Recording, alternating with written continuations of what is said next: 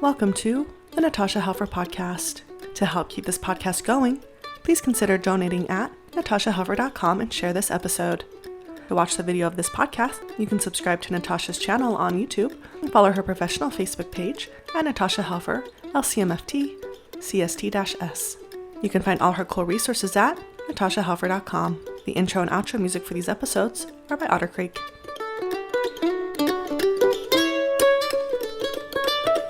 Everybody, this is Natasha Helfer. I'm a relational and sex therapist. This is my podcast where we try to attack shame and get healthier through education, stories, relationships, and about once a month, except for maybe in the summer, the Symmetry Solutions team gets together and has a panel discussion on topics of the day. So that is what we're here to do today, and we're super glad to be here. And with me, I have Alan Alexander joining us from California. Hello, Alan. Morning, everyone. I've got Jenny Elledge joining us from Florida. Hello, Jenny. Hello.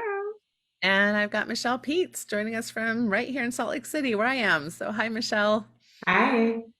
And just to be clear, all of these providers are also licensed in Utah. So wherever you may be able to work with these fabulous people on my team, which I'm so happy to have. All right, we have lots of things that we want to talk about. So I'm going to try to just get on the topics. We're going to start with Mormon land, some of the things that are going on in the Church of Jesus Christ of Latter-day Saints that affect, I think culture and mental health. So it was in this last week that two announcements were made. One is that BYU is kind of honing down on their language in regards to honor code issues. And the following was published in the Church News, which says there are no changes to the LGBTQ policies at BYU. CES, which is the church educational system, is deeply committed to helping all our students, including our LGBTQ students, feel both the love and covenant expectations of the Savior. Same-sex romantic behavior, which is his new language, has been and continues to be contrary to the principles included in the CES Honor Code. LGBTQ students are a welcomed and valued part of the campus community and share a common identity with every student as sons and daughters of God. All students will continue to be encouraged to live their gospel and university college commitments. I think right away we can imagine, I think the church has been very clear that it does not support what it deems to call homosexual behavior of any kind. And I think with this romantic wording, it's kind of going further than sexual behavior, right? So it's more than just the body parts that are touching.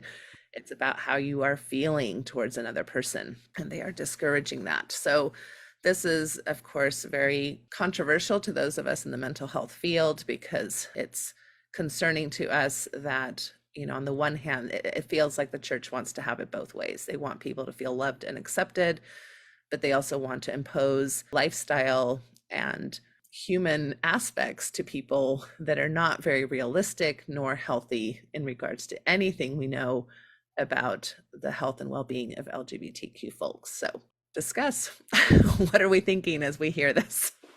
Well, for me, the key words were covenant expectations, the love and covenant expectations. And that was the minute where I went, huh? Because those seem a little oppositional.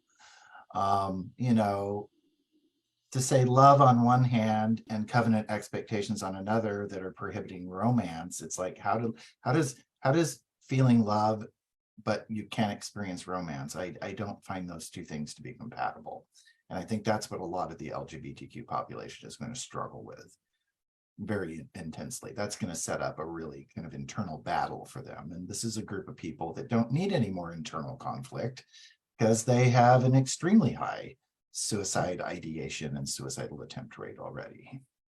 Something that I loved in the sex therapy conference this past June was they talked about the different types of attractions. One of them being, sexual attraction, that you're interested in having sex with someone. Platonic attraction, right? You want to be friends with someone. And then when they got to romantic attraction, they said, this one's kind of mysterious. It's a little hard to place. Like, what is romantic attraction? It's usually something to do with you want to engage with someone romantically. But for one person, that might mean, you take them out on a picnic date. For another person, that means, I don't know, sitting on a couch, just chatting with them and connecting. So romance by its nature is a little nebulous and a little ambiguous for everyone. And so I think in labeling this romance or romantic feelings, that it both digs deeper into people's lives, I think, and maybe monitors that a little more, and at the same time actually makes it more mysterious. I think for students kind of trying to figure out, okay, what does this bar out, or what does this actually allow me to do now? So that was kind of my reaction to it. Yeah, I appreciate that, Michelle. That's really interesting, because if we're talking about, we have romantic feeling, but we're also, the honor code is addressing behavior, and the monitoring of that type of behavior might be kind of messy. And I don't know that people are always super aware themselves of what their romantic feelings are to begin with. They're kind of like, do I like this person? Do I not like this person? Not every LGBTQ person that attends BYU is very clear on where they stand with all of that. That's part of the emerging adult task that some people still have to kind of discover for themselves. So yeah, it seems kind of messy. Yeah, I feel like it's pretty horrific. And I think that the church has always tried to play this card that we don't have any different expectations from our gay members as we do our heterosexual members. All members have to abide by the law of chastity. And this is a very large difference, because people who are heterosexual are encouraged to have romantic feelings, are encouraged to act upon those romantic feelings, not maybe sexually, right, but by approaching marriage and approaching committed long-term relationships where sexual behavior can be part of the experience that these two people will have with each other. And basically what we are doing is we're castrating LGBTQ folks from any ability to have any it's already super unfair to expect people to have a long-term relationship with either celibacy or to be married to somebody who they are not sexually compatible with in an orientation way, which we know already through the research and the statistics that the likelihood of that going well for those people is very low, as far as staying married, staying sexually active, etc. And so there's no and now you're going to even say, well, you can't even have the feelings, or act upon these feelings that are just such a normal part of being human. There are people who are asexual and there are people who are aromantic, but those are very small portions of the population. And so when you are, like you said, stopping the development, the normal development of folks who are in an emerging adult status, because that's another argument we hear all the time. Well, if you're gay, then just don't go to BYU, or if you can't abide by the honor code, why are you in this university?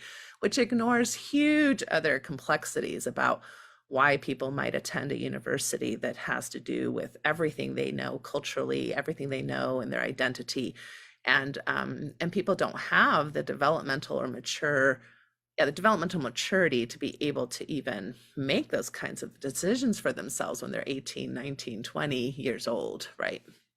Okay, so I think we're all on the same page that this is highly problematic. And then the other thing that's just so frustrating for me is right in the same week, there's more, there's the church, I guess, makes some changes to their missionary handbook, really kind of making this call for goodwill towards all,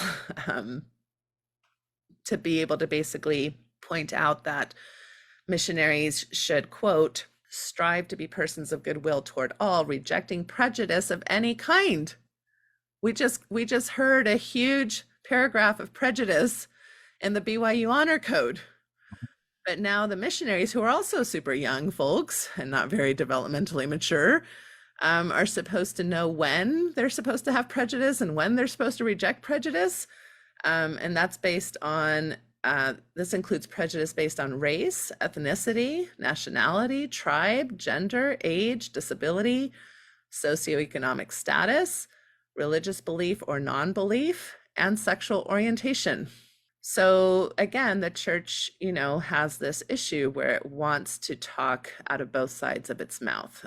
It is prejudicial that the current ways that the church understands and interprets its doctrine, which again, a lot of people will say, well, this isn't our fault. It isn't the church's fault.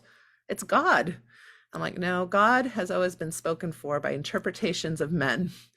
And currently, the current doctrinal interpretation is prejudicial in the Church of Jesus Christ of Latter-day Saints and discriminatory towards LGBTQ members in ways that are, like Alan mentioned, highly problematic, that lead to desperation, that lead to mental health symptoms, that lead to suicidality and completed suicidal behavior. And it also is a big reason why many people are leaving the church community and other Orthodox and strict communities, is for social justice reasons. So when the Christ that supposedly is leading these church entities and organizations was a revolutionary of social justice in his particular time, and yet we are unable to use the tools within our community to do so as well. It's incredibly frustrating to me, as I'm sure it is to many of us and other mental health professionals and other social justice leaders. So any thoughts on that? This is not, I mean, I remember, I don't know, what was it? Early 2000s, the 90s, I can't remember anymore specifically, but there was a big "what would Jesus do" movement, right? That became a thing for quite a while.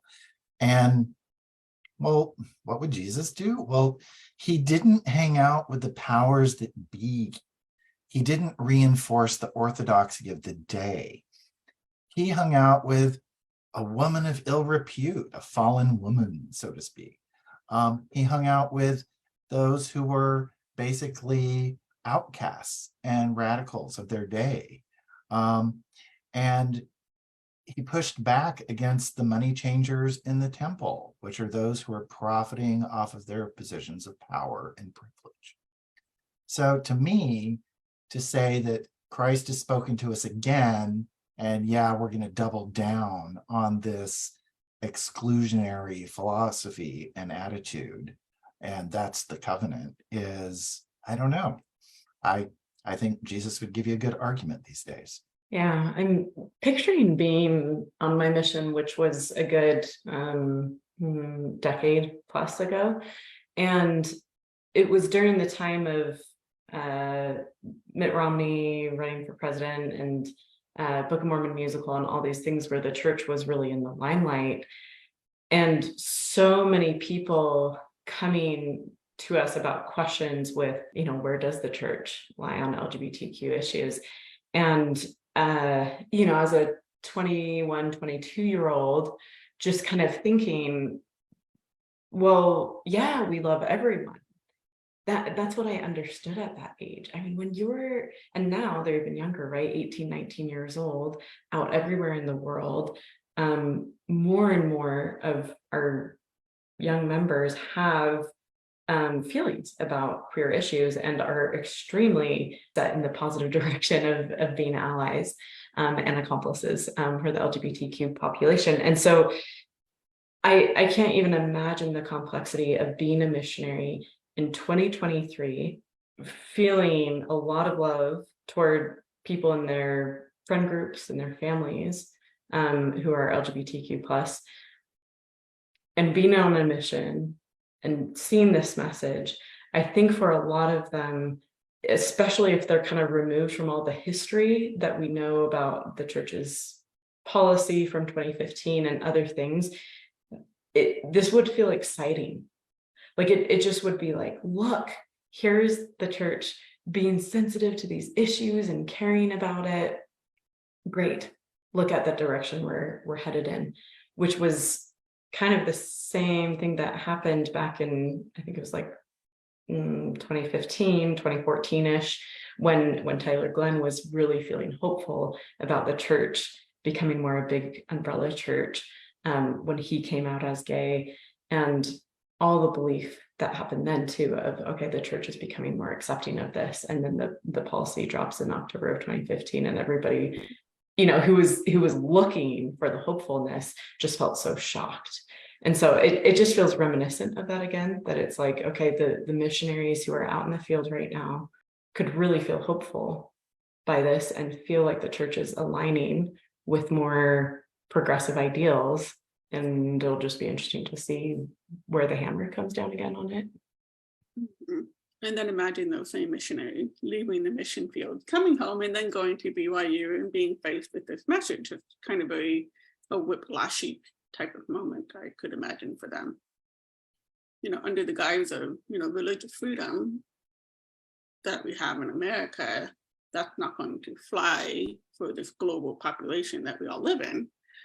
But in Provo, Utah, under a very, private religious school, they can use that. And yeah, these are the different messages that we get. Yeah, and for those of you who are not aware, there's a really interesting organization called the Religious Exemption Project, and they're really trying to bring to light, how these schools that really get away with discrimination are supported by federal funds in this country. And it's one thing to have the right to discriminate, which I guess we do. We all have the right as Americans to discriminate. But does the government need to support our discrimination? And how are tax people's dollars being used to support universities that have these kinds of policies?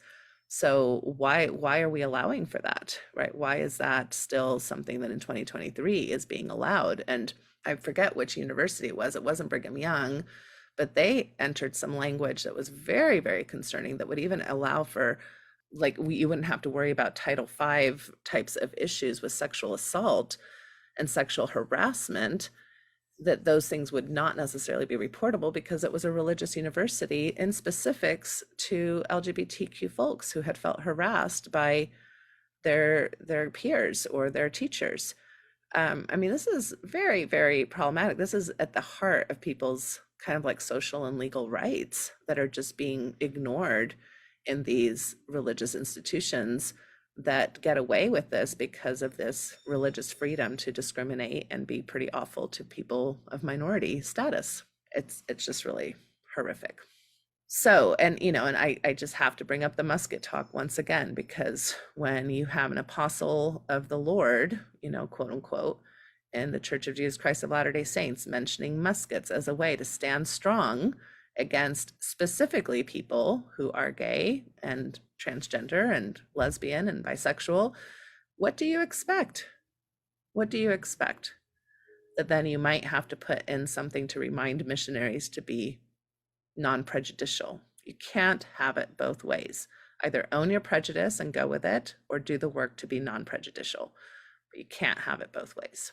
All right, moving on to pinker topics. Barbie. Oh yes. Yeah, sorry. No, go ahead. I'm sorry. It's kind of like, it just reminds me of, like, people characters best when other people aren't looking. It's kind of like they have their public persona that they're offering to the world, and then they have their private persona within the bubble of Provo, Utah. Right. That talk was not a general address. It was a talk by Elder Holland to the BYU faculty, the musket talk. Absolutely. Right. Although these days, I think everybody needs to remember that your private persona is probably being recorded and will be shared in the public. Pretty public anyway. Mm-hmm. Basic teachings we're telling our 12-year-olds, like, be careful what you put or record on social media, because then everybody can see it. I don't know if it needs to go through that kind of training or not. I don't know. But anyway. So, all right, moving on to Barbie. Barbie has taken over the world. Everybody's talking about Barbie. And I know the Salt Lake City Tribune had several articles and opinions on it. It definitely is a kind of story about patriarchy and feminism and, gender roles and all the things. So I'm going to let some of you kind of take the lead and just share what you felt was really fun or helpful about it, what it's talking in regards to our social, kind of climate. Okay, so I haven't read all the Utah articles on it because I don't live in Utah. I really haven't read a whole lot of specific articles around feminism other than, or the patriarchy debate other than headlines, right? But that's kind of how I roll anyway.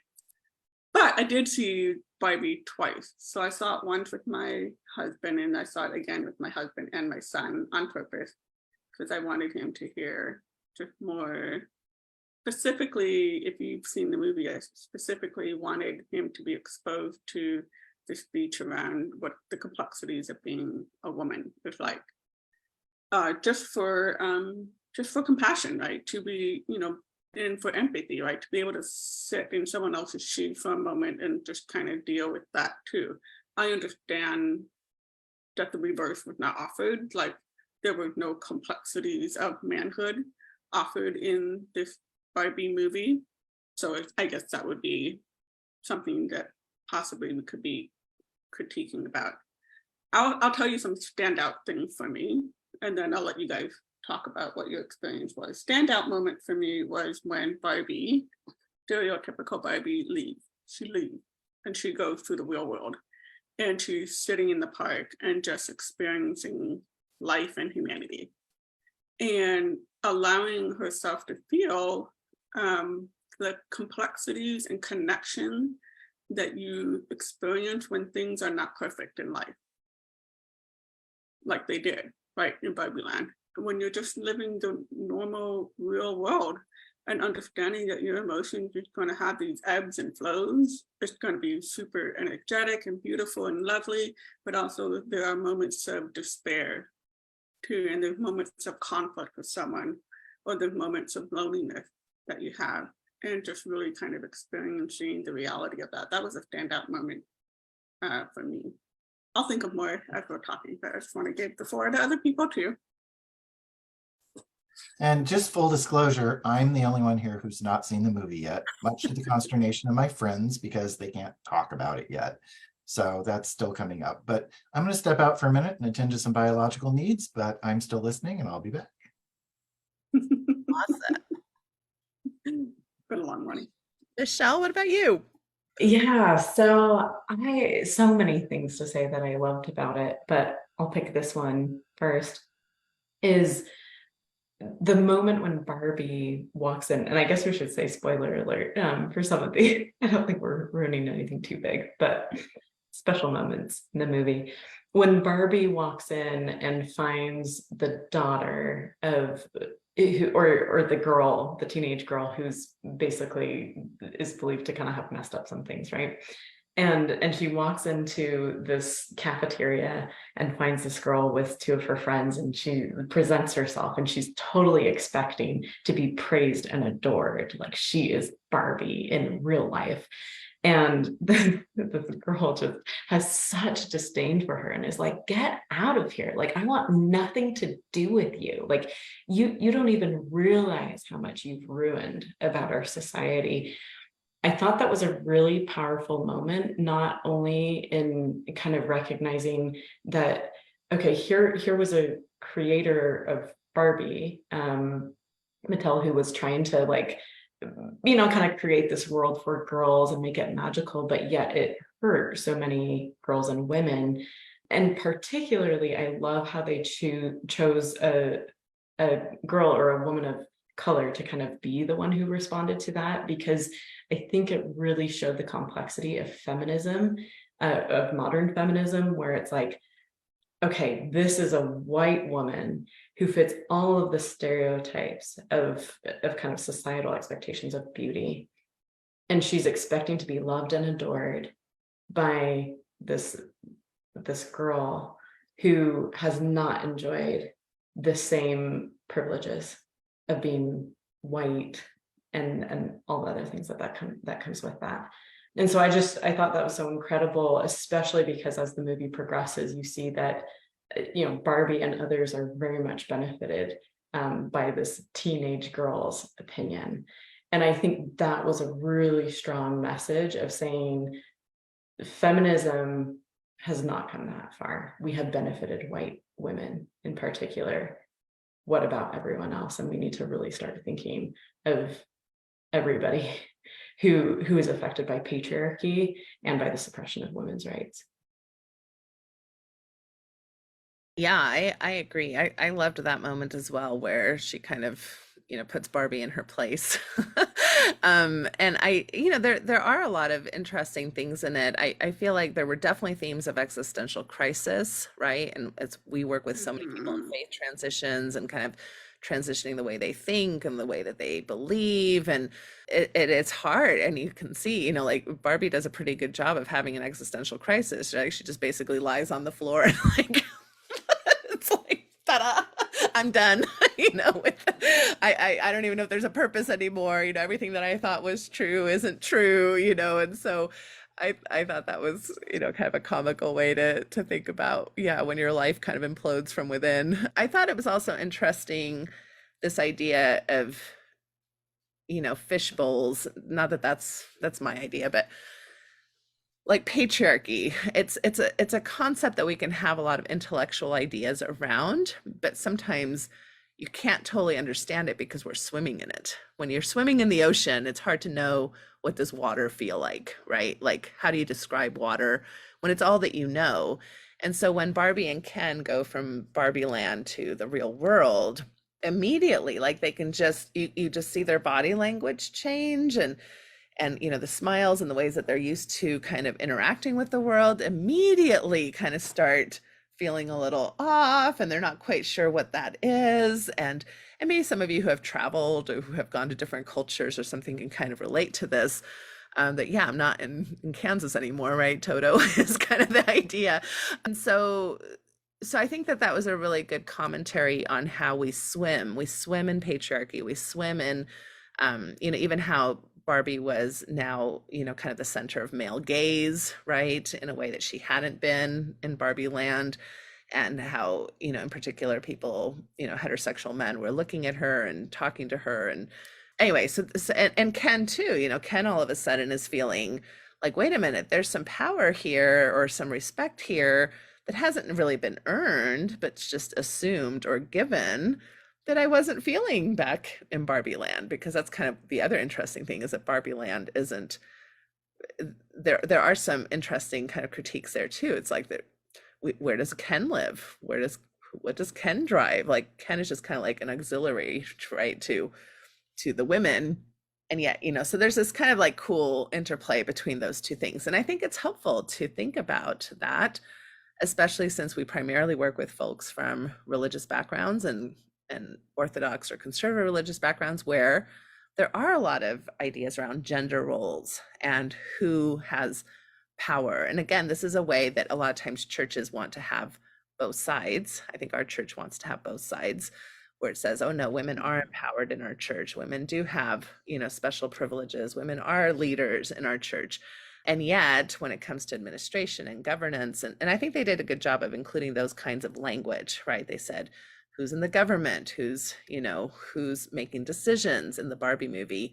That's not so much usually the case in these cultures, like that most of us come from. I know, Alan, you come from Baptist background, if I remember correctly, right? And it's similar there as well, as far as the gender roles and things like that. So I liked that. I liked, all the expectations of women, like you said, Jenny, that kind of long quote of, you have to be this, but you have to be that. You have to be skinny, but you can't say that you're on a diet. You have to say that you're going to be healthy. You have to be, you have to be a leader, but you have to be kind. But, and I do think that toxic masculinity has its own list that, yes, was not necessarily addressed in this movie, but this was a movie about Barbie, so that's fine. And also the point that I think what we think is helpful isn't always helpful. So Barbie is like, but wait a minute, we empowered women. We have Barbie dolls that went to space. We have Barbie dolls who are executives. We have Barbie dolls who, went into the workplace. So of course we're helpful.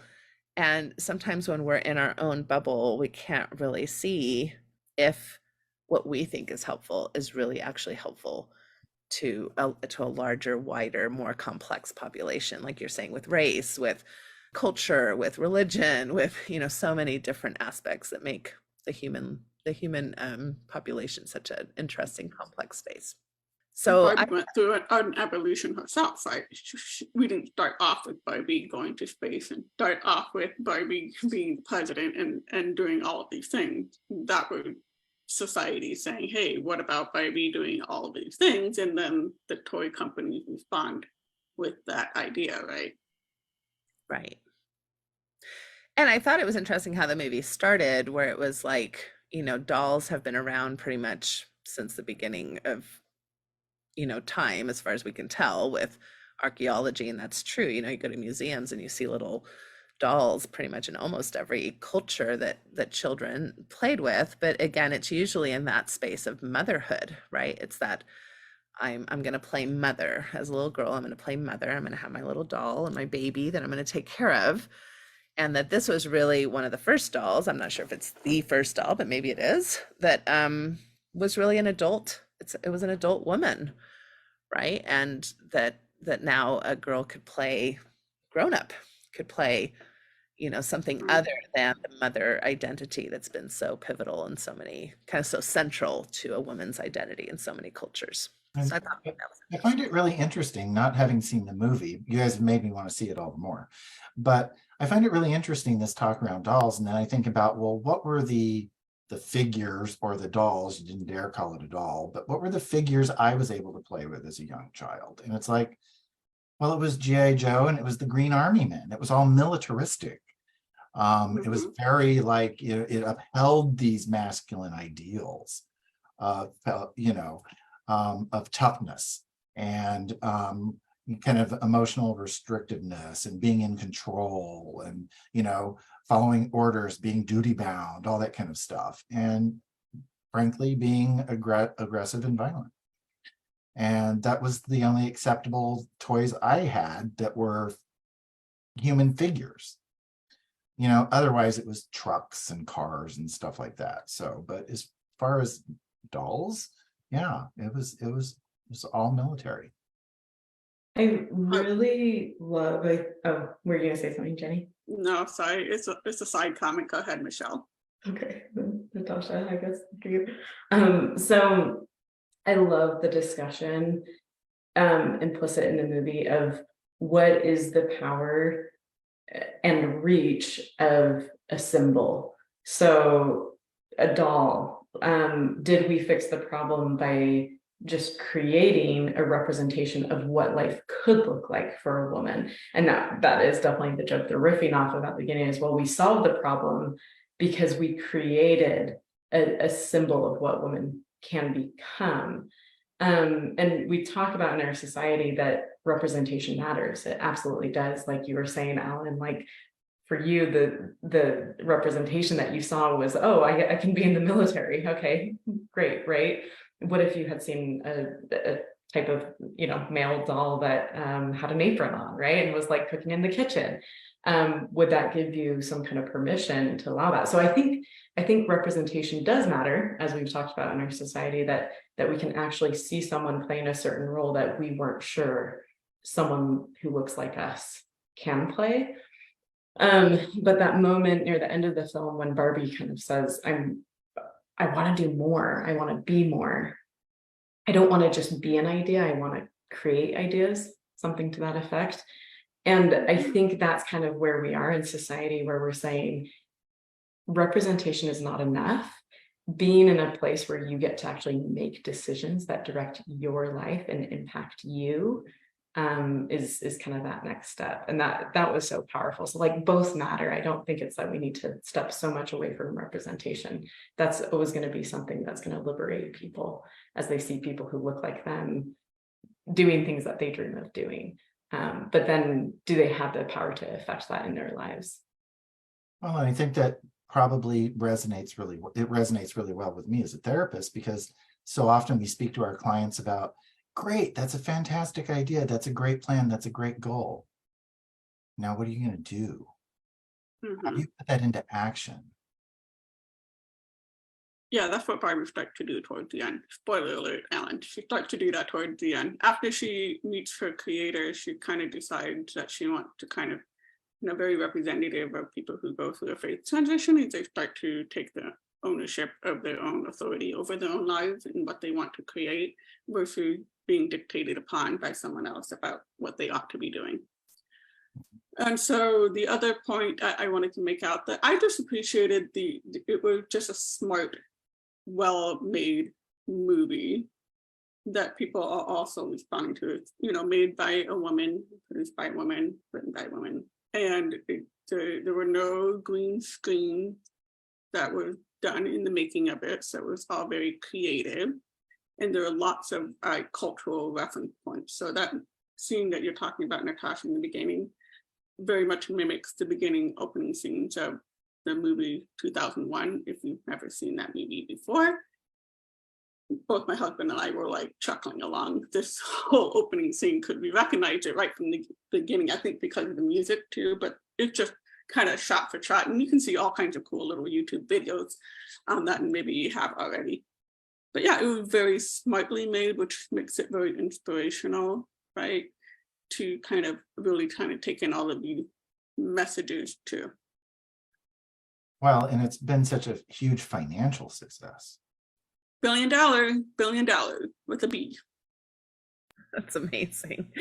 We have one of our listeners, Trevor Tidwell, saying, I think Ken's arc was instructive for men and boys and relatable, important, and then quote, you need to figure out who you are without me, which is what Barbie says to Ken.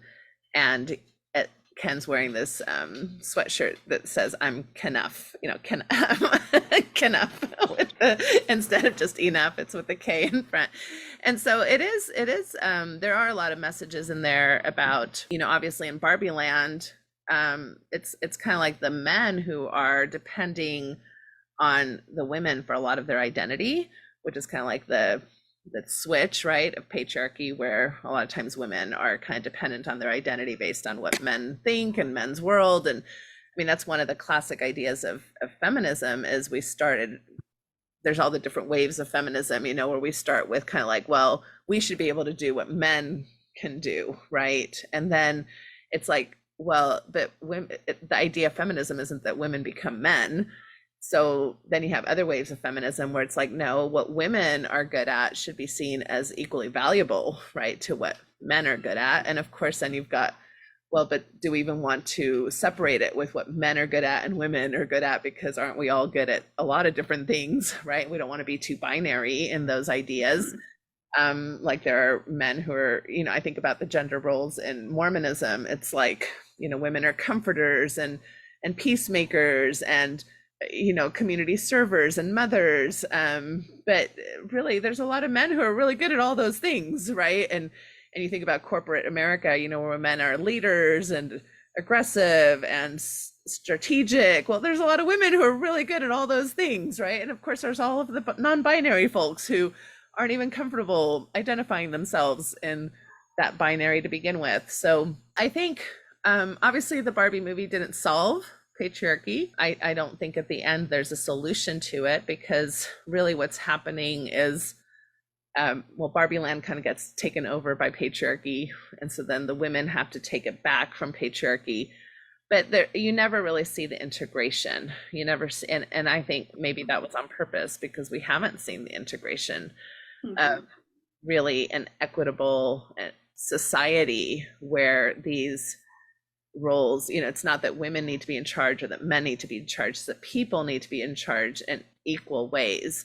And I don't know if there's been a society where we've ever seen that happen. I don't know if there's any anthropological evidence for that, even in roles that are in societies that maybe have been more matriarchal. I don't know how many of you are aware of Amy Olivest's podcast, Breaking Down Patriarchy, fascinating podcast. But she talks about the difference between matriarchy, the way you think about it being, there's differences in being focal or actually being governing. So even a lot of societies that we might have thought historically were matriarchies didn't necessarily have the women making the decisions, right? It just maybe was more matriarchal focal. So it's very complex and it's fascinating. And how are we educating? It always comes back to me is how are we educating our children, in regards to these things, not only through our words or movies like this, but in the roles that we play in our own homes. So yeah, super, super exciting. I think definitely good fodder. A lot of people are loving it. There's some critique about it. I think it's just good discussion. I think we need to have lots and lots more discussions around these topics. So Any final thoughts from anybody about Barbie? Can't wait to see it. Okay. So the last topic we were going to kind of just bring up tonight or today is we just want to be cognizant of the tremendous tragedy that happened in Maui. And with so much life lost and property lost and people just completely displaced. That's a very complicated story as far as social issues go. I think we're going to try to stay more on mental health issues, but anytime there's tragedy like that, news stories that are kind of taking over, that can be very heavy, not only for the people who are going through it, of course, but even as witnesses, and when our children are asking questions, right, or looking at the news. And I mean, we see this with all kinds of things. All kinds of tragedy in the world, hurricanes, or even when 9/11 happened, I remember there were a lot of mental health practitioners talking about how do you talk to your children about complicated things like this. So I just thought maybe we would take a few turns and share a few nuggets of kind of self-care and mental health wisdom when you're either faced with a very tremendous tragedy in your own life or you're witnessing it, and because there have been more and more kind of natural disasters that we're seeing too, from hurricanes to fires to floodings. It's just, it gets very heavy, especially when it feels like uncontrollable. It's not something you can control. It's something you're caught up in. I remember living in Kansas and all the issues we had with, very severe tornadoes and windstorms. And so anybody want to start us off with some thoughts in regards to self-care and wellness? Well, whenever there's a trauma, and I can't think of anything more traumatic than having your entire community burned out, but increasingly we experience these all around the world and certainly from coast to coast and throughout our American territories. The weather has a lot more energy to do what it does.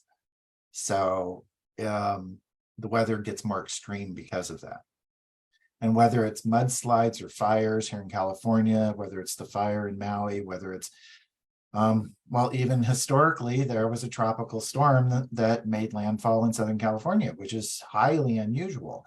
But the Gulf states and the East Coast experience this consistently with flooding, fires, extreme heat related conditions where there are people that pass away because the heat is just unreasonably hot for humans to live safely in. And anytime you've experienced anything in your life, doesn't matter how long ago it was, seeing it again can bring it all up. You can experience either vicarious or re-traumatization of what's going on. So I'm always mindful of the three things that we're always taught about. How do you be trauma informed as a therapist? And it's all about safety, connection, and coping. Number one, get yourself and your loved ones safe. As long as you're in a place of safety, it's much easier to begin the healing and coping process. And then there's connection. Reach out to and lean on whoever you can. People are going to be offering helping hands. Please accept them. It's not a sign of weakness during a time of tragedy. And then there's coping. How are you going to manage? How are you going to cope with this? How are you going to get through? So don't be afraid. Selfish gets a bad rap generally. And sometimes there's times when it's good to be self-concerned. These are the times when we need to feed our souls. We need to nourish our body, our spirit, our mind, and because we need the strength for the journey. So please take the time to do that for yourselves. I know time will be precious during these moments, but it's necessary. And if there's anybody that you think can help, please reach out to them. And that includes mental health. If you need to talk to somebody, please reach out. There's a big stigma around mental health, especially for certain populations, ethnicities, minorities, minority groups. It's sometimes seen as weakness or as contrary to, sometimes there's even family rules around it. We don't do that in our family, not in our family. Don't let these ideas stop you from getting the help you need so that you can give the help to those that you want to. Love those principles. The one that particularly is sticking out to me is the one around connection and community to that. I think in my work as a therapist, I've noticed that grief is so lonely. And particularly with natural disasters or things that kind of impact people on a larger scale, like you saw this during the pandemic, we have kind of these bigger experiences that we can all kind of relate to. And I think the internet really blew up with that of kind of like these jokes and larger talks about what it's like to live in isolation during the pandemic and all those different things that I think people kind of almost felt more of a sense of belonging in that. But at the end of the day, everyone's experience is still so different that there's just such a personal, lonely aspect of grief. And so when we look around at something like a natural disaster, yes, everyone was impacted by the fire, but how were you impacted? Were you able to keep family members? Were you injured in some kind of way? What did it do to your mental health? That can look so different. And so I think one of the biggest principles that sticks out to me in grief work is understanding that it looks so different for everyone. And what someone has to face is going to be different than for someone else. And then, so therefore, how one person grieves is going to be different than how someone else grieves. And so there's a collective experience, but there's also a very individual experience. And that can be so painful. And as a therapist, I feel like that's been my role, is to just kind of open up that space and witness someone else's grief and join them in it for that time, but I'm never going to quite feel it like that person feels it. And that's hard. That's really, really painful. And so I just love that you're bringing that up, Alan, of like, yeah, if you're on the outside looking in and you know somebody who's going through it, reach out to them. You're not going to be able to join them in that per se and feel those same pains, but just like being there in that moment and somebody being in grief, being witnessed, I think is really powerful. For me, I am going to give myself permission to bow out of this part of the discussion. National tragedy is bringing up some triggers for personal, ongoing things that are happening for me that are kind of touch and go. Thank you for having that boundary and role modeling that. I appreciate that. I think that one of the things I want to just point out as we do deal with these tragedies, and I saw this in evangelical Wichita, and I see this in kind of Mormon Utah, is that a lot of times when there's uncontrollable situations, we are desperate for control. And sometimes those narratives where we try to find control in the story are not necessarily useful.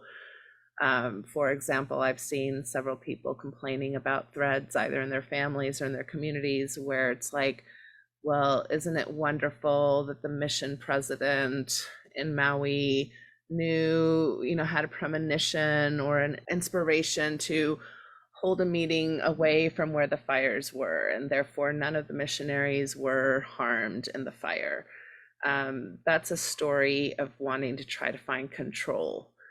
The reality is that LDS people died in that fire, as did people from probably many, many different types of denominations and church communities.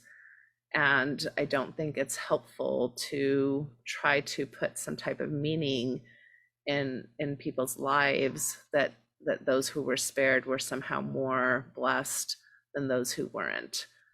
Innocent children died, entire families died, and I don't think it's ethical for us to be thinking that a certain God would protect certain people and not others. So I think sometimes we have to do a bigger wrestle if we're going to have a belief in God, a bigger wrestle of what those narratives are and what being spared means. I think it's also in the wake of trying to comfort folks where death has occurred. Sometimes from religious narratives, there can be like, well, there must be a reason, or they're better off on the other side, or there's a purpose to their death. Those kinds of things may be useful if it's for you. It's often not useful if you're projecting those kinds of ideas onto other people. And I think there is a great tendency to bypass grief work in religious communities, that because we have the Lord or God on our side, we should just accept and be grateful for whatever. And therefore people who just need to wail and grieve and sleep and be in overwhelm, because that's all the parts of grieving that are very necessary. Those kinds of processes can be cut off prematurely.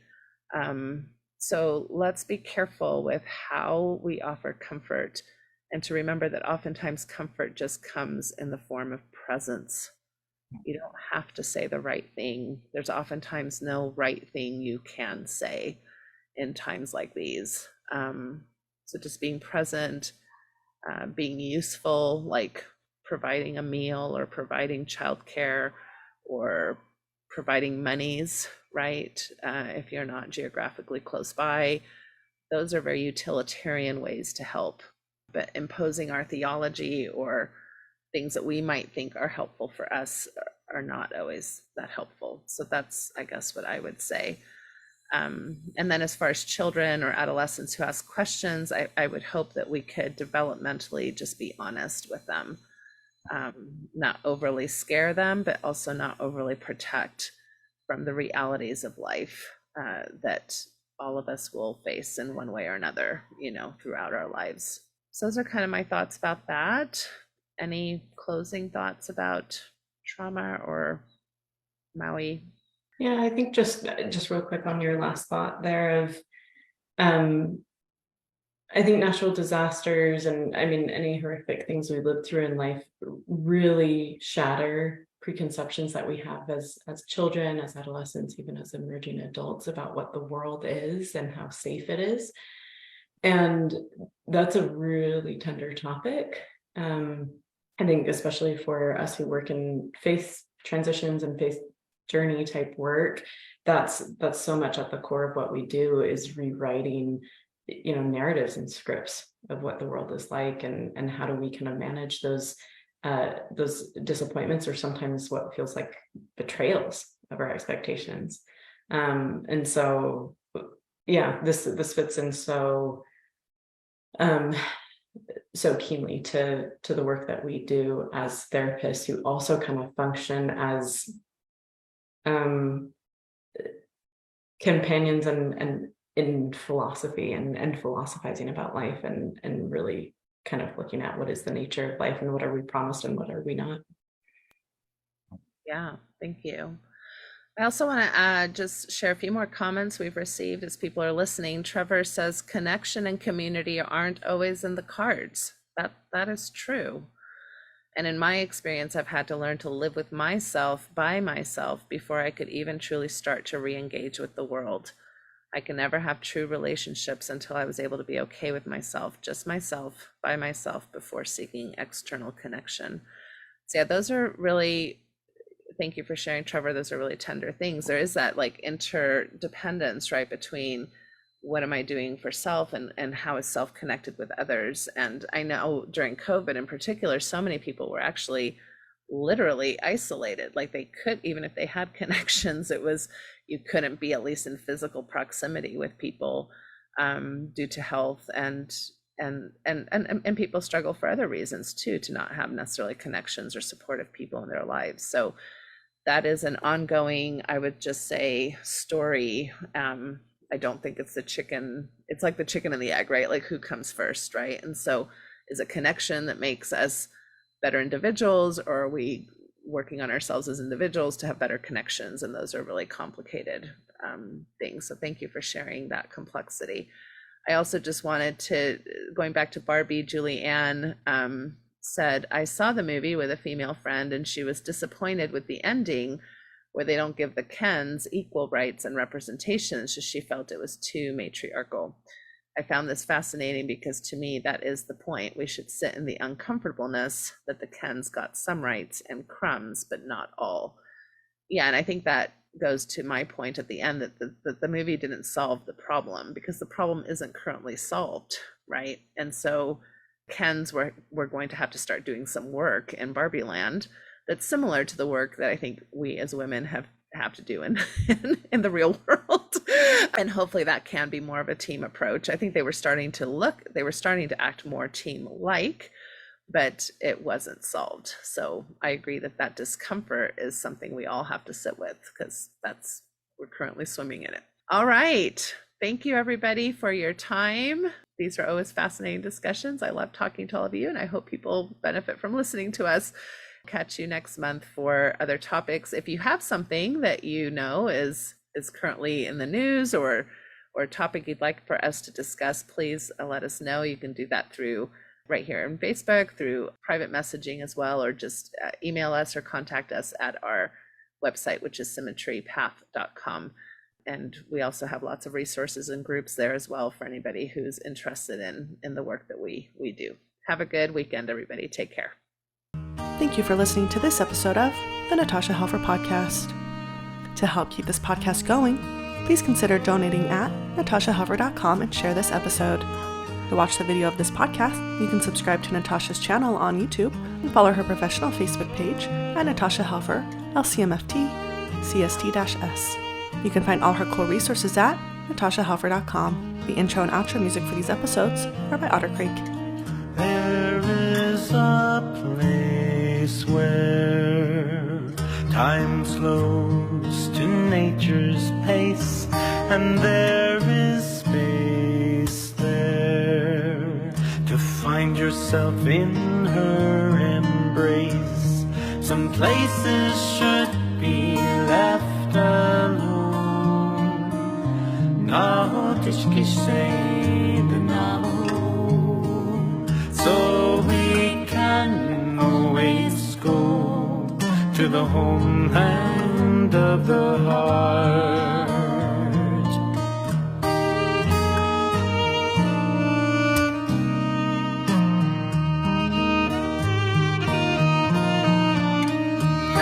Thousand years of our human history etched on her canyon walls, alongside Earth's mysteries. Some places should be left alone.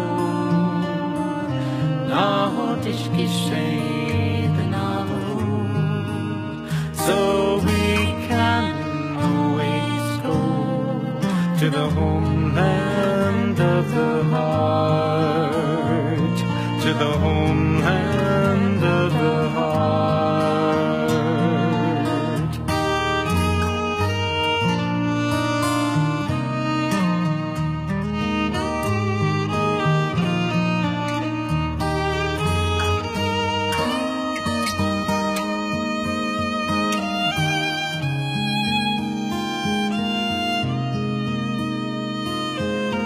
Deep in our cities,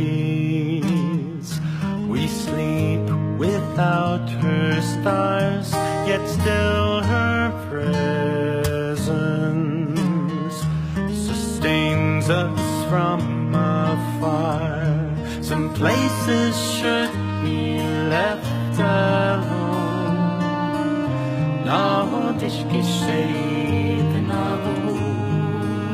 So we can always go to the home